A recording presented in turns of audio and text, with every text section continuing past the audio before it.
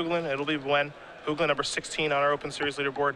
He is looking to get some points because he is in the chase here for Season 4 to qualify for our Players' Championship. Of course, Jeff always brewing, playing this Jund Rabble deck, a little bit different than what Chris Van Meter did win with last week. And again, Jeff has more Planeswalkers than Chris does. He's more of a Jund Planeswalkers deck with Goblin Rabble Master, so we'll see how that combination works out for him here in round number 3, as Buen will start off with a Sunblade Elf. Hoogland will play a Temple of Malice. It's time to scry. Take a look. He takes a look at the Sunblade Elf. Of course, just a 1/1 right now. Once Buen does have a Plains, however, it will be a 2/2. Hoogland's going to leave that card on top and kick it back over to Buen, who will draw a card. We'll see if he has a Plains, and he does. So it'll be an attack here for 2. Hoogland down to 18. 1-mana creatures that are still powerful when the game goes long is basically they're my favorite cards as a tournament spike. And yeah, Sunblade Elf definitely fits the bill. Figure Destiny is my favorite creature for a reason. Sure. That's good a fine early, choice. Good early, good middle, good late. Yeah. I don't think we'll ever see anything like it again, which is unfortunate, but it won me my money, so I'm happy with it. Hoogland going to play an Overgrown Tomb untapped. He's going to go down to 16. You have to imagine Jeff probably has either a removal spell this turn or some sort of mana acceleration. And he's just going to pass the turn back for now. Now, the unfortunate thing about Sunblade Elf is very pronounced diminishing returns. The second copy does very, very little, but still, a 1-mana 2/2 is a pretty high floor for a card. It's an Abrupt Decay. That will take care of a Sunblade Elf, but 2 damage will come across, so Hoogland's going to go down to 14 at this point. Let's see what Buen has on turn number 3. Maybe a good old Loxodon Spire. Actually, nothing at this point. Maybe, something to play end of turn, but can't cast Boonsater with that mana, so probably the most troublesome thing he can do is cast a card like Selesnya Charm, which isn't that big of a deal. Especially now that the Jeff has added a Sylvan Caryatid to the board as well. I would imagine some copy of Banishing Light right now in Michael's hand. At least one copy. And what it looks like here to me is that the mana is just not working out for him at all at this point. Now here's the Johnny, and that's actually pretty important. That'll make Sunblade Elf into a 3/3, and that'll allow it to continue attacking. So that's certainly a big deal. Missing on turn 3 is a big cost for Michael that might give Jeff the tempo to get back into this, but Ajani, a very nice play here, allows Michael to send in. He can keep the beatdowns going. That's all the green-white deck wants to do, right? Just keep it going. Now, his mana's a little bit awkward. 3 plains, 1 forest. That's cutting off a lot of the cards that Buen can cast. Advent of the Worm, for example. Boonsater as well. But he's able to still cobble together a pretty decent attack here. The problem here is Jeff's deck is so removal dense that there's a lot of pressure on Michael to just draw a bunch of creatures over the course of the game. A lot of the same elements that you'll see against something like Mono Black Devotion. Doesn't really even matter what you cast to some extent, but you just need to be casting something. Corsair Krufix going to come down here. Top card of Hoogland's deck is another copy of Sylvan Caryatid. See if he's got a land to play. He does. It's a copy of Urborg, Tomb of Yawgmoth, so he will gain a life. Tap 2 mana here. And it looks like maybe Mysium Mortars. It is. That'll take care of the Sunblade Elf. You mentioned Hoogland's deck has a lot of removal and Abrupt Decay, 2 Dreadboars, 2 Agari Charms, 3 Mysium Mortars, a Putrefy, and a Hero's Downfall. Buen's going to play a copy of Mana Confluence. That'll give him his 2nd green mana. So Advent of the Worm and Boonsater are now online. But I'm not even sure if Michael has that in hand right now. By the looks of things, it doesn't appear so. Yeah, it's just a passing of the turn. Now, of course, when you're playing against green-white aggro, that doesn't mean a lot, again, because this deck has a lot of flash threats. So it's not as innocent as it looks. And Michael there, missing an opportunity to plus that Ajani there. Don't actually need a target in play to plus an Ajani. It says up 2, so you can do it on an empty board there. Which seems like it's not that big of a deal, but if there's any deck in the format where you're going to get to something like Ajani's Ultimate, Jeff's is pretty high on the list. Yes. Doesn't put on a lot of pressure. He's playing a removal-based game. Jeff's going to tap some mana here. Let's see what we got. It's Dreadboar. That'll take care of Ajani. And I don't know if Jeff has any interest in attacking in this sort of situation. Doesn't surprise me that he doesn't. Again, doesn't want to lose his Corsair to a card like Advent of the Worm. So no reason to attack at this point. Going to draw a copy of Llanowar Waste. You see the top card of his deck is a Temple of Abandon. That's going to come into play. Hoogland's going to gain a little bit of life, of course. Now the top card he's looking at with a Scry is a copy of Goblin Rabble Master, and we'll see if he wants to keep that up top. I like Jeff not attacking for 1 turn. Because you're probably going to see the Advent there if Michael has it. He's probably not going to bluff you a 2nd turn because he could, if he plays an Advent at the end of the 1st turn, he can untap and attack you. So pretty safe bet that the coast is clear. Here's a Nissa, World Waker, a card that I think we're going to see a lot of over the next year. That's going to come into play. That's going to turn Urborg into a 4/4. And into the red zone we will go. Yeah, as long as the flying pressure is not that good in cons, I think you're going to see a lot of this base. Sylvan Caryatid, Corsair, Crewfix, Nissa. Really the only thing that's problematic for that base of cards is flying creatures.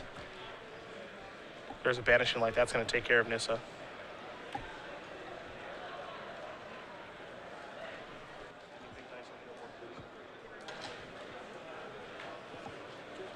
Temple of Malice is going to come into play. Going to reveal Thought Seize. You have to imagine that's going to go to the bottom. Of course, Jeff going to gain some life from that exchange.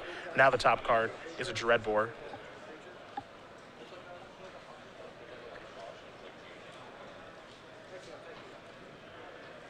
See what else Hoogland wants to put together this turn. Again, we know he has a Goblin Rabble Master. Buen knows that too. Corsair doing what it does, but also giving away some information. Doesn't really matter too much here, as I think Michael has just flooded out pretty badly in this game. Yeah, that's what it feels like. There's a Golgari Charm. Oh, sure. Yep, that's gonna bring Nissa back. That means that the Temple of Malice is going to become a 4/4 now, and Jeff is really putting the pressure on. Jeez, oh Pete's. Goblin Rabble Master, of course, will make a Goblin token. You see he's going to come across here for 4, 8, 9, 10, 11 points of damage. Kind of like what Jeff's deck does here. A lot of removal, some Planeswalkers that can close the game out pretty quickly, Rabble Master to tie the room together. So, there's a lot of matchups where, you know, with green-white versus, say, mono-black Devotion, the game's all about removal spells into Desecration Demon. That game plan doesn't always work against green-white aggro because Celestia Charm can just kill a demon incidentally. But removal spells into Nissa is something that green-white aggro is not really prepared to handle, and Jeff putting on a very good demonstration there. Michael flooded out, but even if his draw was a little bit better, I think the amount of removal Jeff had in his draw plus Nissa would have created all sorts of problems. Hoogland winning that game over Buen pretty easily. Jund Rabble up a game here over green-white aggro. As we do turn our attention to the sideboards here, we'll start with Buen and his green-white aggro deck first. A Banishing Light, 2 copies of Deicide, a Mistcutter Hydra, 3 copies of Nyx Fleece Ram, 2 Reclamation Sages, 2 Setessan Tactics, and 4 copies of Skylasher. Is it fair to say that I like none of the cards here? I would maybe want the additional Banishing Light, but I'm not excited about it. Yeah. And even in that game, you know, the fight that Michael has to win is over removal spells not containing Jeff's board. Yeah. Jeff's creatures are not the problem in this matchup. It's the amount of removal he's bringing to the table. So I'm not even sure he wants an additional copy of Banishing Light. This may be, you know, present pretty close to the same 60. I mean, maybe you want Reclamation Sage as a way to try to, you know, value out a Corsair Crewfix. That's not bad, I guess, but I think bringing in many of the cards in this sideboard is a stretch for this matchup. Hoogland's looking at an additional Golgari Charm, a Thoughtseize, a Doomblade, a Scavenging Ooze, 2 copies of Rakdos Return, 3 Mistcutter Hydras, a Mizium Mortars, an Ultimate Price of Heroes Downfall, and then 3 copies of Anger of the Gods. Anger is a card I like a lot in this matchup. It is great. Doesn't touch Smiter, and doesn't touch the Worm token, touches everything else. And exiling is a big deal, too, against a deck with Voice of Resurgence. On top of that, the second tier of cards in Jeff's sideboard, also excellent in this matchup. Heroes Downfall, Ultimate Price, Mizium Mortars, Scavenging Ooze, Doomblade. He's bringing a lot to the table post-board. Yeah, load up on the removal, and then I think Jeff can kind of kill him at his leisure, as we just saw in that last game. Kill all the creatures, you can win with basically whatever. That game it was Nissa and Goblin Rabble Master along with Corsair.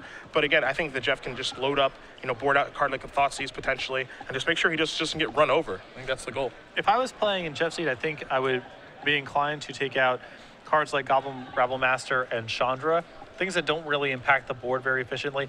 Jeff's all in the market to defend himself in this matchup. At a certain point, he's going to be able to deploy a threat like Nissa, like Scavenging Ooze, win the game pretty easily from there. So I think the cards that play only offensive roles in the matchup aren't very good in this spot. So Rabble Master, even though it is really powerful and one of the signature cards of the way that Jeff has constructed this deck, it's the card that I would cut here. Players are shuffling up for game number 2 here, but we will briefly talk about the newest addition, relatively brand new, came out last weekend, to our Squirrel Collection series. It is Squirrel Confidant, one of my favorites. I think actually my favorite one of the bunch. I haven't seen it yet. Would you? Oh, that is delightful. What a wonderful little treat. Advising a panda. Yeah. Eat your heart out. About? Who even knows? I don't know if we want to know. No. It's probably because dangerous it looks behavior. like they are up to no good. Is that what you think? Yes. We do have, of course, a play mat, a deck box, a dice bag, sleeves, and anytime you do enter a Legacy Open until the end of the year, you will get 2 free Squirrel Confidant tokens. They are now available. They were unveiled last weekend at our Season 3 Invitational, and actually the boss was playing with those sleeves. Yes. Giving the beatdowns with the Infect deck. And it was, if you didn't watch that, well, you missed out because it was a lot of fun to watch. Tom Ross would fit in very naturally to that art piece.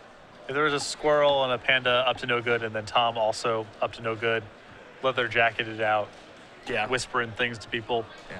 Give him invigorate. Fits right in. Invigorate that. Invigorate. Again, available now, finally. The last piece to our Squirrel Series creature collection. And we don't know what's in tune for next year, but it should be pretty awesome, whatever it's going to be. As we do join game number 2 here, you saw Hoogland start off with a Llanowar Waste. He's got 2 of those now, so he's going to have to take 1 to play a Sylvan Caryatid. Buen with a Forest and a Plains and a Sunblade Elf. And Jeff's hand appears to have no end of removal in it.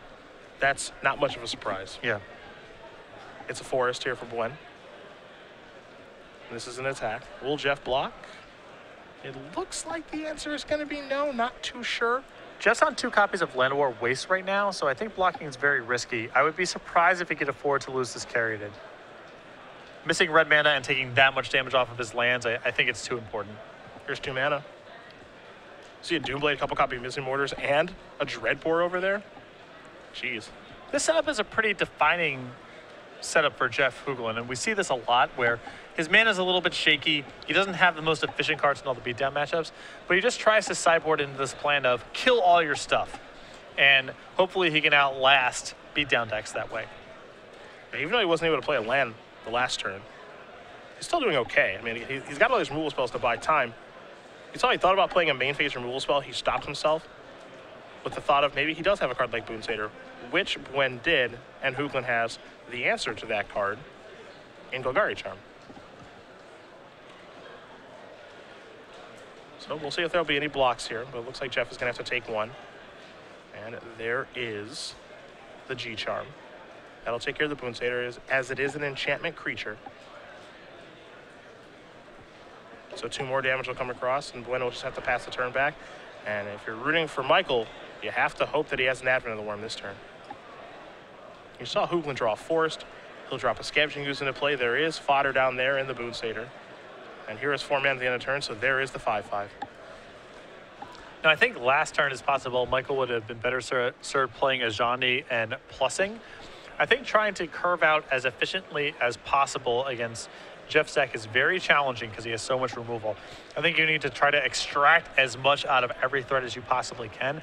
So last turn, for example, if he plays his Ajani and pluses and puts a counter on the Sunblade Elf, now the Courser can't block anything, and you still have the Advent left over. You're able to progress your board without curving into Jeff's removal.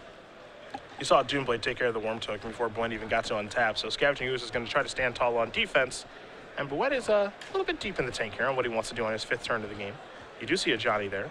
Here is an attack, and it looks like Hoogland has no interest in blocking yet again, so he's going to go down to 12, valuing his Ooze very highly, and Buen will just pass the turn back, again threatening something to do at the end of Hoogland's turn. Hoogland draws a copy of Anger of the Gods. We're a little ways away from casting that, however. Commander Pod 3, that's Commander Pod 3. Please come to the side of the stage. Imagine if Jeff could just always cast his spells. It'd be dangerous. He'd be really dangerous. Here's a Mizzium Mortars. But he doesn't look too thrilled about casting, but he will take care of the Sunblade Elf. That's another creature in the graveyard for the Scavenging Ooze. And again, no attacks there from Hoogland, respecting Advent of the Worm, but it's just a Boon Satyr. Gotta be a sigh of relief out of Jeff that that's not another copy of Advent. Yeah, I'd still be scared of a 4/2. And the ability to make that thing even bigger, because there's a Temple Guard that's going to come into play tapped. Again, we know that Buen has a copy of a Johnny in his hand. Not sure the rest of the contents at this point, however.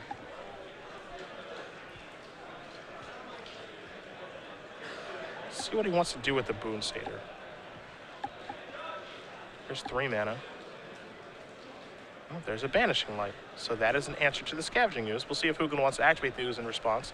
Looks like he does. So he's going to gain a life and go up to 12, and there goes the Ooze. An attack here for 4 is going to put Hoogland down to 8. And Buen's doing some pretty nice work here. And Jeff's mana haunting him a little bit here. Hard for him to cast his stuff on time, taking a lot of points of damage along the way. Overgrown Tomb is going to come into play tapped. And now there's a Mizzing Mortars to take care of that. So Buen will untap. Again, he's at 19. He's got 5 lands in play. Hoogland is at 8. Looks like Buen does have a spell to play this turn. And it's the big dumb elephant. Boom shakalaka. Hoogland draws a card. You can see there's a Dreadbore over there. He also has a copy of Read the Bones.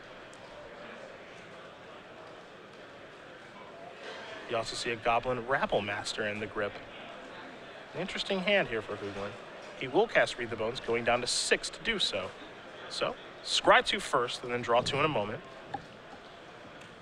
Yeah, this forces the hand on a post-combat Dreadbore, assuming that Jeff is unable to find black or green mana that's pain-free. That will knock him down to 5 after this Read the Bones, and now Advent's an issue. And there's a Dreadbore. So Hoogland's going to go down to 5 after all is said and done. Again, 2 from the Read the Bones, then 1 to play the Dreadbore. Does keep the card on top from Temple of Abandon.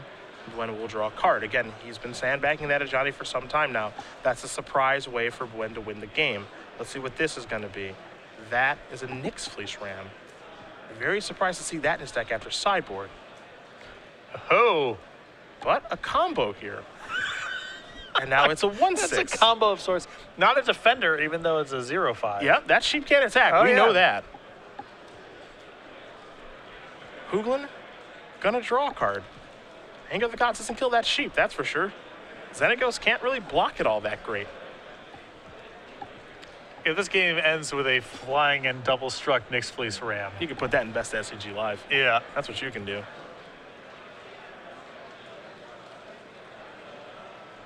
And I mentioned I was a little suspicious of Rabble Master in this matchup from Jeff's side. Yeah. Just doesn't seem great after sideboard. I mean, Rebel Master is a purely aggressive card, nothing defensive about it, and I think that Jeff is going to be the defensive deck in this matchup a large percentage of the time. He's definitely the control deck, no question about it. And against green-white, you can't afford to have those dead draws. They kill you too quickly. This is a Xenagos.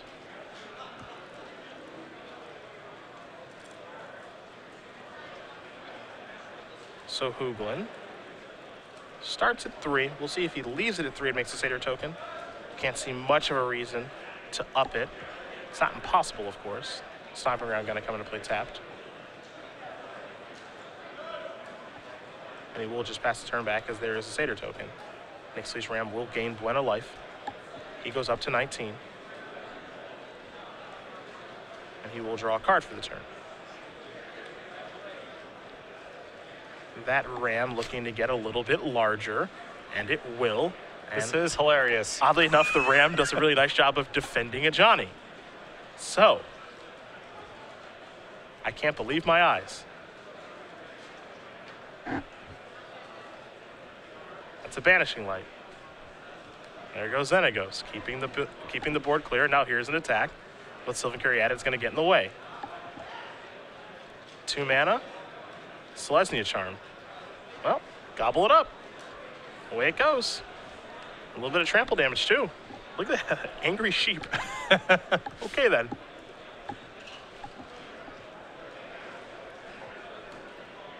But the double strike power is still not lethal next turn. Jeff on 5. It's just very odd that. Yes. There's no clarification needed. Yeah, it's just no additional qualifier. You see Hoogland drew a Missing Mortars for the turn. He's just kind of like shaking his head. He's just like, well, if I could cast Mortars plus Anger of the Gods this turn, I would, but I can't. So that sheep is somehow out of range, and I can't believe I'm losing to this. There's a Rabble Master. It's not really on the list of cards you would expect to see in Michael's list or to be brought in this matchup. Absolutely. But it's doing a lot of work. The sheep will gain a life. Buen goes up to 19. You saw Johnny get knocked down to 3. Buen will draw. It's Mystery. And Jeff's not allowed to complain to losing to some weird set of synergies. No, absolutely not. Given what he does to people. Yeah, this no. is just. This is how it goes, man. Right back at you, Mr. Brooklyn. Right back at you. I don't like you. Couldn't let that one go. Really don't like you anymore. Could not let that one go. I'm going to need someone for the next show. You cannot set me up like that. I have no rebuttal. All right, here it is. Yep, we're going to the skies. Bum, bum, bum, bum. This is an attack for 4 in the air. Hoogland's going to go down to exactly 1, which will make those land over waste quite bad. Let's see what this is. It's a Fleece Main Lion. Kick it back. Fleece Main Lion also excellent here. Yeah.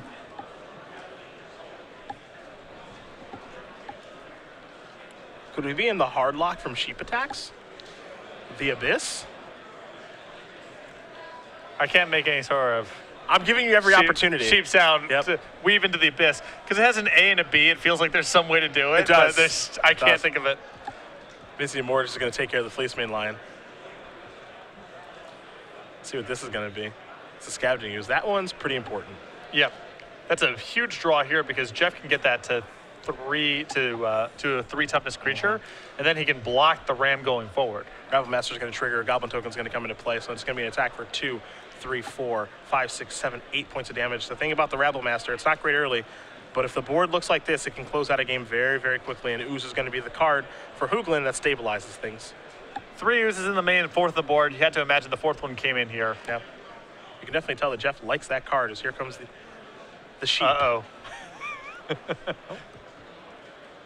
Got a block. Yeah. And there's Selesnya Charm. Activate twice. So 2 creatures are going to go away. Hoogland's going to go up to 3. And then the sheep will trample over for 2. Right. So Jeff is still in a position where he has to block every turn. Yep. And so it's not lethal, because the sheep is going to be a 4-power creature. The Ooze becomes a 4 toughness creature. It's actually no trample damage at all. Excuse me. But the Ooze is off the table. All right, Jeff's ability to close out the game here. It doesn't take long. You can get this turnaround real fast. I mean, this is 2 turns. There's a lot of things he cannot play around in this spot. Can't beat a card like a Johnny in this situation. So now the question is, he can leave the Satyr token on D. That allows him to beat Selesnya Charm. A Johnny's game no matter what. Yep. I'm not sure there's another meaningful draw in the deck from Michael's side. Yeah, if that's the case, you know, Banishing Light would get the job done. Yeah. If he leaves just the Satyr token back. But I like this play. Let's make it a 2-turn clock. So again, the Rebel Master is going to make a Goblin. That'll be attack for 3, 4, 5, 6, 7, 8 points of damage. Actually, I'm not sure that I like that from Jeff, because I believe Selesnya Charm is still a huge problem for him regardless. I guess he can leave the Rabble Master back on D next turn. Well, Selesnya Charm is not lethal right now. I'm saying that so this turn, what do you attack with when you're Jeff next turn? Sure. The Selesnya Charm either eats a token and now is another attacker on the way front, or it eats the Rabble Master and you die on the way back. Sure. So I'm not sure if it's worth being conservative against that card. Maybe leaving the Satyr on defense doesn't really cost him anything, but it feels like the 2 damage matters a lot. Yep, and there's a Banishing Light. But he goes after the Rabble Master. Well, I guess he does, because it's not a lethal attack from the sheep. Okay. Yeah, so he can make sense. Makes sense. Michael can sit in the spot for a little while here. And there is Anissa. Now he cannot. Yep, there is no sitting now, because that makes a lethal He's attacker. just dead now, yeah. He kept continuously coming up 1 point short. Right. That's what kept happening. This is going to make a 4/4. It's an attack with everybody. He can block the biggest creature, but he's still going to be dead. Jeff Hoogland with a timely Nissa Worldwaker is going to win this match over Michael Buen. 2-0, and Jund Rabble defeats Green-White Aggro. Pretty cool set of games there. That second game took a turn for the weird, certainly, with that Nyx Fleece Ram being really powerful.